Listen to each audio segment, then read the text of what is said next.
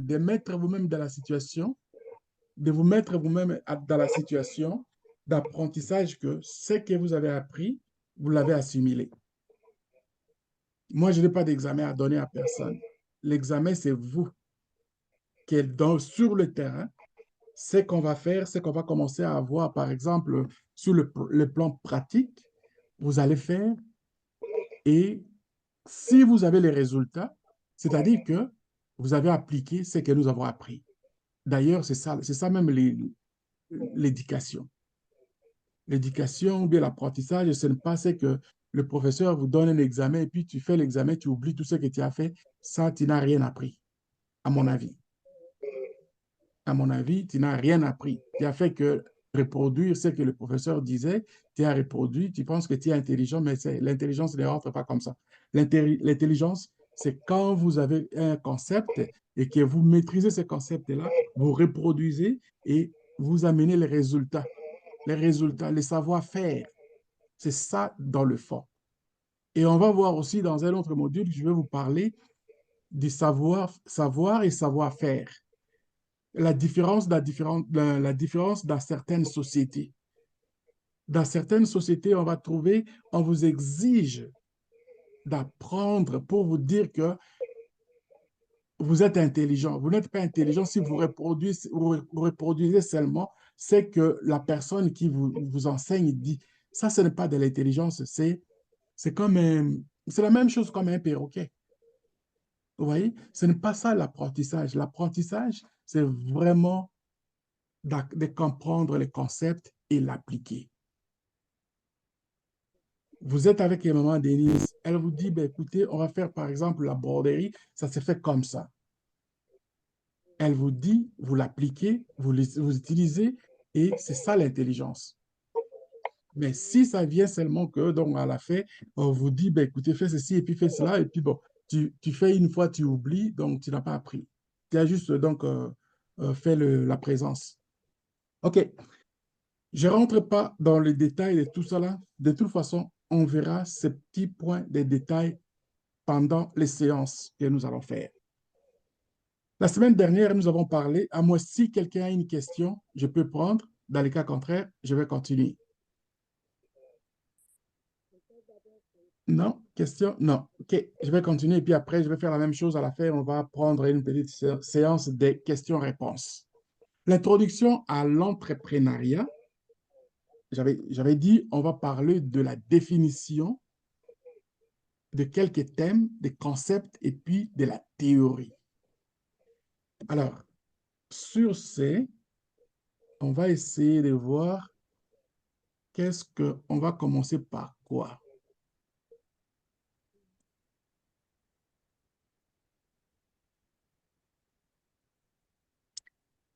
Est-ce que vous voyez mon écran? Faites yes ou bien vous écrivez dans le chat. Oui, oui. Vous voyez mon écran? Non? Je ne vous attends pas. Vous voyez mon écran? Je vous attends très loin, très loin. J'aimerais avoir donc écouté un peu plus. La fois dernière, la semaine passée, c'était bien. Je vous attends très, très loin.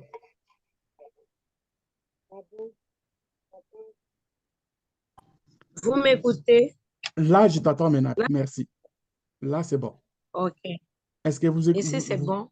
mon écran, vous voyez mon écran? Voyons, mais Ouais. l'écran, c'était l'état d'esprit de l'entrepreneuriat. Parfait. C'est ce que je C'est ce que nous voulais. sommes en train de lire ici. Est-ce que c'est Merci. ça? Merci beaucoup. Donc, là, je me rassure. Je vais juste me rassurer qu'il y a des gens qui m'écoutent là. Alors, je vous ai parlé qu'on va parler un peu de la définition, des concepts, des thèmes, et puis on va essayer de faire donc des choses. C'est-à-dire, j'ai résumé beaucoup de choses. Ça, c'est peut-être un ou des deux livres que je me suis mis pour mettre ça condensé. Ce n'est pas juste pour aujourd'hui ou bien c'est pour vous là. Je l'ai fait il y a 2 ans, j'ai fait ces cours ici. Il y a d'autres vidéos qui sont dans YouTube déjà. Mais ici, je vais mettre avec l'adaptation des personnes que j'ai en ce moment. Je m'adapte OK. par rapport à ça. Sinon, d'autres, donc, je le fais, c'est pas comme ça que je fais. Alors, j'ai parlé de l'entrepreneuriat. L'entrepreneuriat, Mm. c'est comme c'est un état d'esprit entrepreneurial. OK? C'est quoi ça? Ce qui fait que And- c'est comme quelque chose qui fait référence à un ensemble d'attitudes, mm, des croyances et des comportements aussi qui sont généralement associés aux entrepreneurs qui réussissent. Puisqu'il y a des entrepreneurs qui sont des losers, qui sont des perdants. Ils ne sont pas des entrepreneurs, ils sont peut-être des hommes d'affaires ou des femmes d'affaires, mais ils se pensent qu'ils sont des entrepreneurs. Vous allez voir aussi la différence là-dessus entre un entrepreneur et un homme d'affaires ou bien une femme d'affaires. Je vais essayer Oui. d'expliquer ça. Mhm. Donc, voici quelques aspects clés de Mm. l'esprit d'entreprise. On va voir ça. On va voir par exemple, la vision. Hein? Quelqu'un qui a une vision de créativité. Les entrepreneurs ne restent pas Mm. à un seul sujet. C'est rare un entrepreneur, quelqu'un qui se dit qu'il est entrepreneur et qu'il est juste à quelque chose qu'il utilise, il faut Mm. s'en douter. Il faut s'en Mm. douter. L'exemple de notre maman Denise, quand on s'est parlé, j'ai découvert qu'elle est une entrepreneur. Je ne l'ai même pas expliqué ça, mais aujourd'hui, tu vas savoir pourquoi j'ai dit que je vais vraiment essayer de faire mon mieux pour qu'on travaille ensemble. Un, elle est dans la couture, elle est maman de la maison, elle chante, elle Oui, fait beaucoup d'autres choses autour et aussi femme d'affaires. Donc, elle c'est ça. accumule beaucoup de choses. Mais dans ça, je me suis même pas, je me suis pas seulement limité à ce qu'elle a comme des choses que j'ai énumérées ici. J'ai vu qu'elle a une vision. Mm. Donc, c'est ce que vous allez voir. Et dans la vision, il y a aussi une créativité qu'elle applique. Et la raison pour laquelle je disais la semaine dernière, garder contact avec de telles personnes parce qu'elles ne sont pas aussi complètes qu'on pense. Elles ont leur côté, qu'elles ont besoin d'aide d'autres personnes pour les mettre dans une position de gagnant. Oui, Et si dans le projet, elles gagnent, vous qui allez appuyer, vous allez gagner en même temps. merci. Et la raison pour Mhm. laquelle vous voyez souvent, si Oui, vous regardez dans le projet que nous avons, le projet Pi, regardez la communauté Pi Network sur le plan global. mm, Vous allez voir que les Asiatiques oui, sont populaires. Ça paraît même comme si c'était leur propre projet. Effectivement, vraiment. c'est leur projet, c'est comme si c'est aussi notre projet à nous. Mais qu'est-ce qui fait la Mm. différence que les gens, eux, ils paraissent plus que d'autres? Parce que ils sont des genres de société, des genres de personnes qui sont liées dans la communauté. Ils ont un esprit communautaire. Ce n'est Ok, pas une merci. personne qui domine.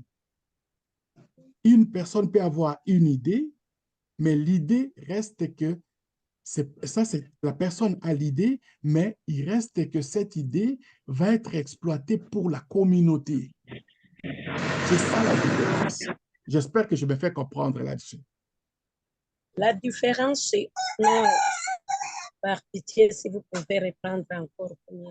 La différence est que eux, ils travaillent de façon communautaire. Oui, Tout le monde a un talent quelque part. Tout le monde a un talent. Alors, oui, Si moi, je sais, par exemple, faire le marketing, j'aurais Mhm. besoin de quelqu'un qui a un produit pour que moi, je vende ces produits pour la personne. Ok, Maman ok. Denise, elle sait faire la couture. Elle sait faire aussi Mm, d'autres choses. mm, Les noms des personnes, vous êtes là, je ne vais pas citer, je vois Bagheni ou bien d'autres personnes qui sont là. Il y a chacun une particularité. Il va faire, par exemple, il y a quelqu'un qui sait juste, dans la couture, là, il y a des gens qui sont bien pour juste faire la coupe. Il y a d'autres qui sont mm. bien juste pour faire les raccordements. Je peux me Oui, oui, tromper, oui. Mais vous savez, ce que vous faites comme travail, que c'est la complémentarité. bien sûr. C'est comme des joueurs de foot, par exemple, sur le terrain.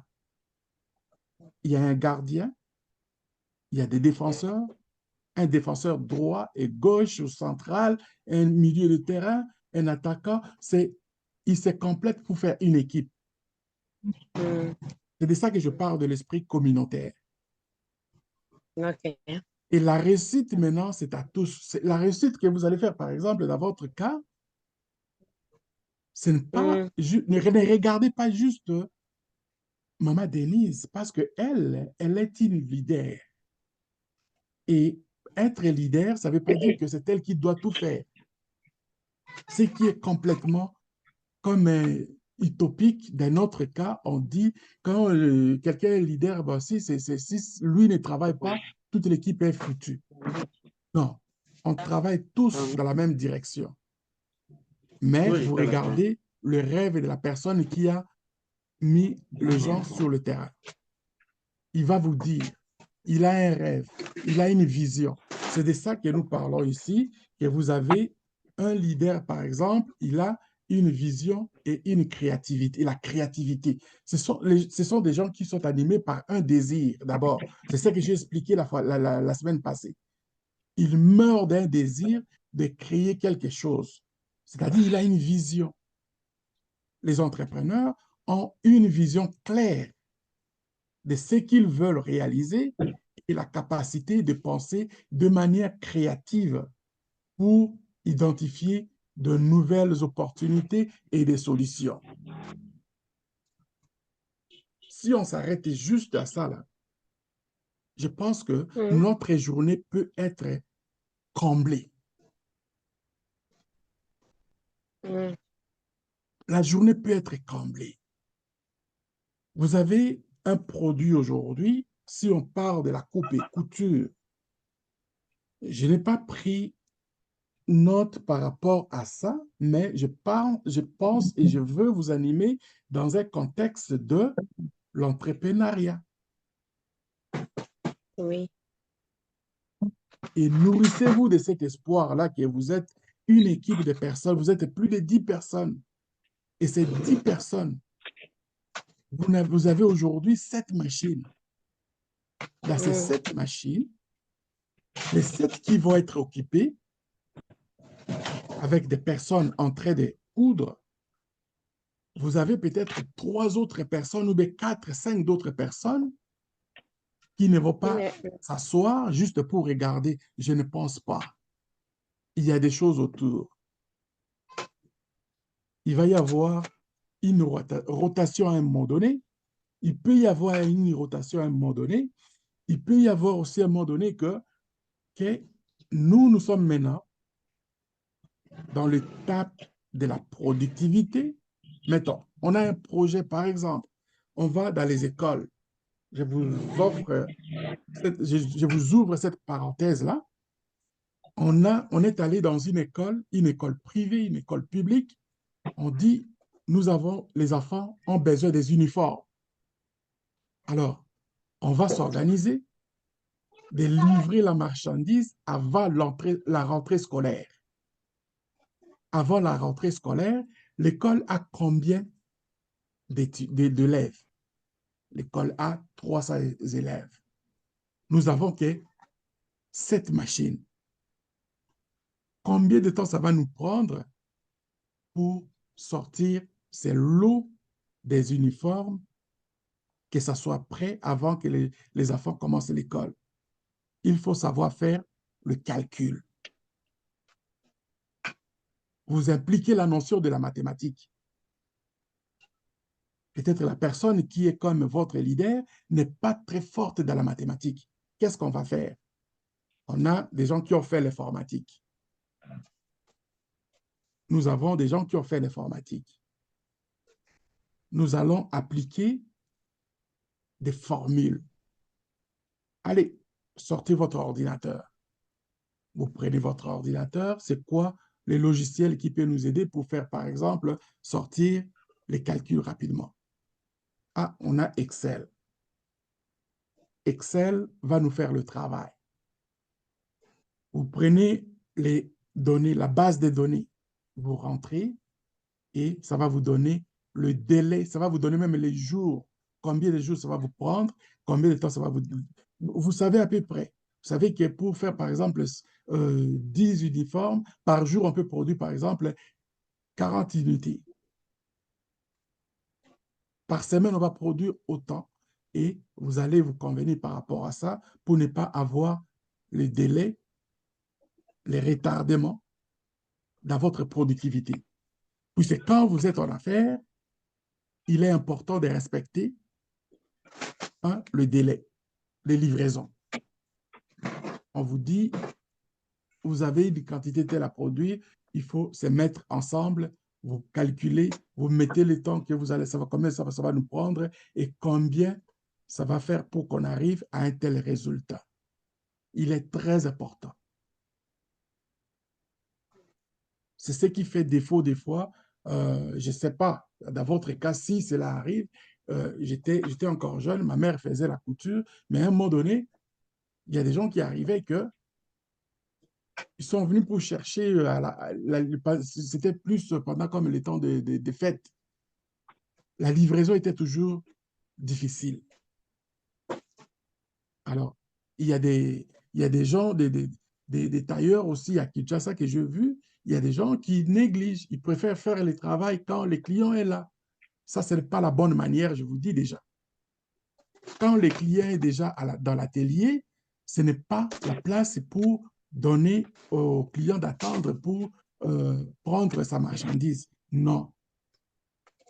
Vous allez être stressé, des fois à un moment donné, au risque de mettre votre productivité, votre qualité de travail à l'épreuve.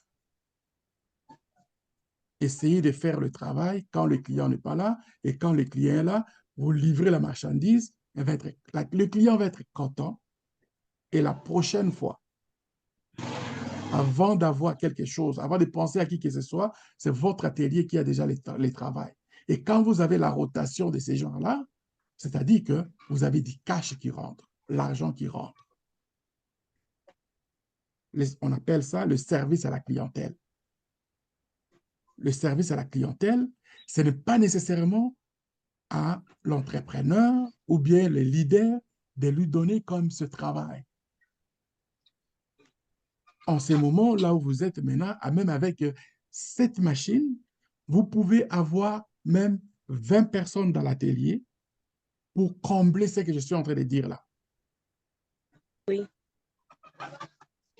Ce que je vous dis, c'est-à-dire que c'est vraiment la pratique que vous allez faire, même si je le dis théoriquement. Appliquez-les, mettez 7 personnes directement avec les machines et les autres personnes s'occupent tranquillement. Je peux vous écrire des tâches. Donnez-moi toutes les tâches que vous avez. Je vais essayer d'écrire les tâches. Je vais vous donner, écoutez, c'est ça, c'est que ça peut rouler. Il peut y avoir même à un moment donné que Maman Denise ne sera même pas dans l'atelier, mais les autres, vous continuez à travailler. Elle peut être sur le terrain en train de faire des prospects, de prospecter pour d'autres contrats. Si vous avez des contrats, votre atelier va être productif. Mais si vous n'avez pas de contrat, vous attendez juste que les clients vous appellent ou bien quelqu'un arrive pour un petit travail. Là, vous arrivez à ce que nous appelons les bibamba, les petites tâches. Vous ne prenez pas le travail au sérieux. vous vous amusez et vous pensez que vous travaillez.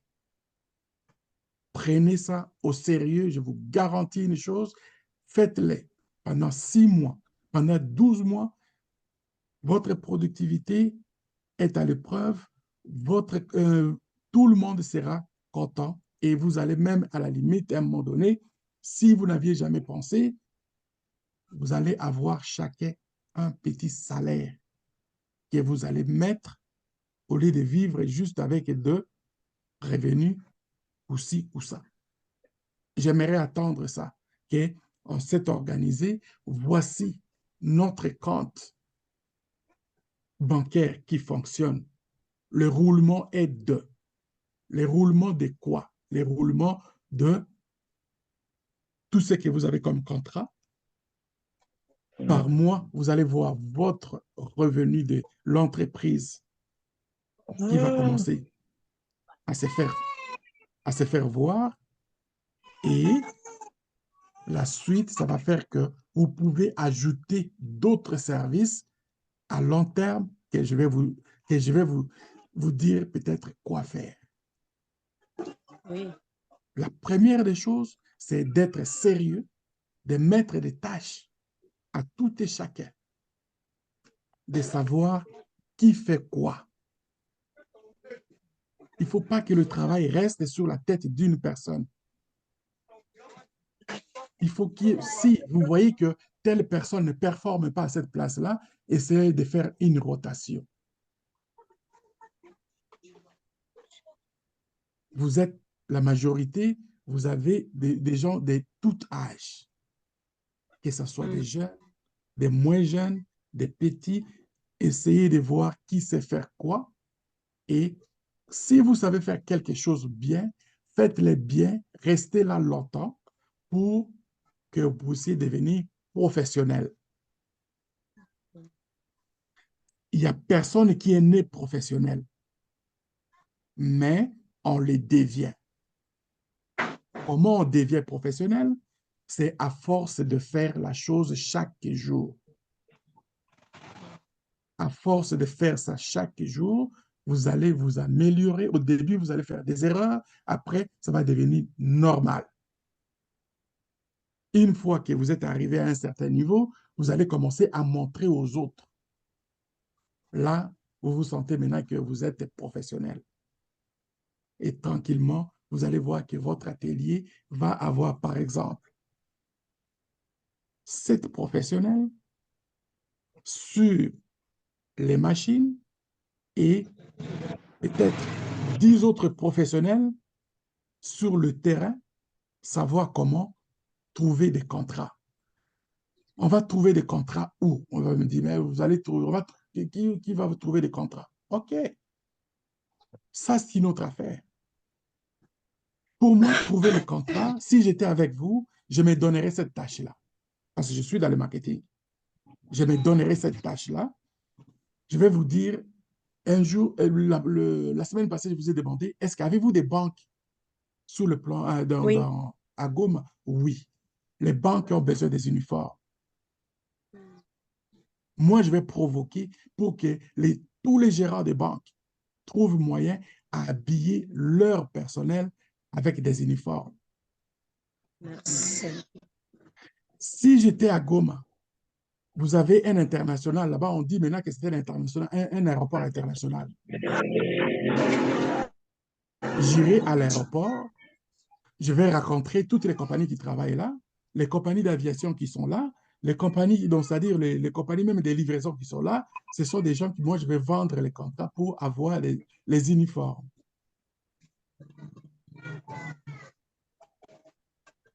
Je vais aller voir les écoles. Les professeurs n'ont pas de salaire, n'ont pas un grand salaire. Moi, je vais demander aux directeurs, aux préfets, aux gens qui sont, c'est-à-dire qu'il faut améliorer on peut commencer à améliorer petit à petit les écoles avec juste une présentation. Les professeurs peuvent changer beaucoup de choses pour une école. Je vais commencer pour des raisons de pouvoir faire voir aux autres. J'irai d'abord dans les écoles privées. Les écoles privées ont leur propre budget. Vous le voyez, vous leur proposez, voici ce que nous on fait. Nous sommes là, nous pouvons vous aider. Ils ne sont pas obligés d'aller chercher nécessairement des tissus les plus chers. Vous pouvez aussi aller chercher des contrats avec les gens qui ont des marchandises, des magasins, par exemple, qui vendent des tissus. Vous les courtisez. Vous les courtisez en faisant venir, par exemple, dans votre atelier, qu'ils voient ce que vous êtes en train de faire. Donc, voilà un peu le sens de l'entrepreneuriat. Ne restez pas comme les gens qui vendent dans le magasin, que les gens viennent, ils vont acheter ce qu'ils ont besoin. Vous êtes des entrepreneurs. Apprenez ce qu'on dit l'esprit entrepreneurial. Vous n'avez pas de salaire encore, mais vous pouvez créer un salaire en ayant plus de contrats et avec ce que vous allez commencer à avoir comme des revenus, vous savez que vous êtes des entrepreneurs, mais ça vous prend quand même quelque chose pour vivre. Et en ce moment-là, une organisation interne va vivre encore bien quand vous avez vos revenus qui se répètent, mais vous ne voulez pas rentrer dans les surplus. Parce que si vous ne vous créez pas des salles, vous ne créez pas une initiative de faire, par exemple, qu'on ait un petit salaire, vous allez commencer à aller gricher, à aller chercher vers les ressources dont votre capital risque aussi d'être amputé. Donc, il faut être rigoureux dans votre budget, dans votre esprit qu'au début, vous n'allez pas avoir les salaires. Au début, vous allez vraiment, c'est-à-dire à un moment donné, vous allez travailler dur pour absolument rien. Mais vous préparez que le long terme devienne meilleur. Oui. Est-ce que vous me suivez bien? Je sais que je voulais vraiment que aujourd'hui, je rentre un petit peu dans ça, mais j'aimerais vraiment savoir si ça rentre. Est-ce que vous me suivez jusque-là? Oui, nous les couturières, vous êtes en train de parler surtout sur l'atelier, mais ici il y a beaucoup de domaines. J'ai beaucoup de femmes ici commerçantes, le menuisier, il y a les petits commerçants qui se trouvent ici. Maintenant, vous focalisez surtout sur la couture. Maintenant, les autres là, pour leur activité, comment on peut accéder à ça? OK. Voilà. Donc,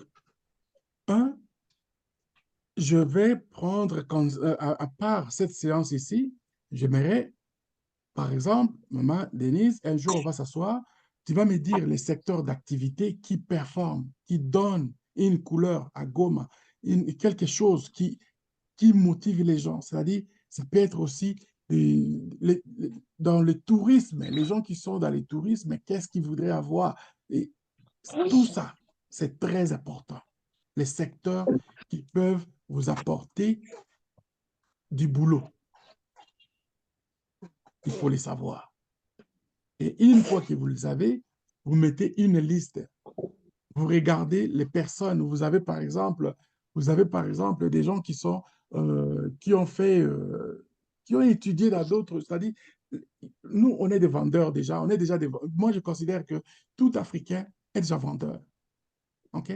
Oui. Et je vais vous dire comment vous allez commencer à aller voir ces gens et puis essayer de débloquer pour que vous puissiez commencer à avoir des contrats. Mais avant de faire ça, il faut que vous ayez d'abord une organisation avec ce que j'ai dit tantôt, de savoir qui sait faire quoi. Et que les contrats que vous allez trouver, ça va être fluide. Ça va pas être quelque chose, vous avez un contrat et puis vous ne savez pas quoi faire. Non. Vous savez, on va par exemple provoquer un contrat. Le plus facile que moi je pense, c'est les écoles, les hôpitaux, le magasin, les boutiques, l'aéroport. C'est les gens qui ont déjà peut-être des uniformes aussi, comment vous pouvez les renouveler et faire quelque chose d'innovation auprès d'eux. Donc, pour moi, c'est ça, c'est de ça qu'on parle de l'esprit d'entrepreneurial. Et quand vous avez cette attitude-là, de mettre tout ensemble avec ce genre de comportement, les gens vont commencer à vous prendre au sérieux. Et c'est là que ça va venir aussi votre réussite. Donc, il faut placer votre vision que vous avez déjà de ces projets et aussi le fait que vous allez commencer à faire, à créer des choses. Ça va devenir pour vous comme pas juste un slogan, ça va devenir pour vous un établissement que vous allez mettre en place et votre atelier va changer drastiquement. Vous allez peut-être commencer maintenant, OK, on a tant de contrats, on a par exemple tant de personnes. Qu'est-ce que nous allons faire? Est-ce qu'on doit rester toujours dans ces mêmes buildings-là, dans ces mêmes bâtiments-là? Est-ce qu'il y a possibilité de voir peut-être mettre d'autres personnes dans un autre local? Ici, c'est déjà plein et on va trouver peut-être une autre place. Il y a peut-être des gens qui sont capables de faire, mais ils peuvent le faire aussi chez eux à la maison. Tout ça, c'est la créativité. Moi, je pense que juste avec ça, aujourd'hui, il y a beaucoup de matière à prendre au sérieux et je vais laisser le temps, si vous avez des questions, de me poser et puis je vais répondre. Merci beaucoup.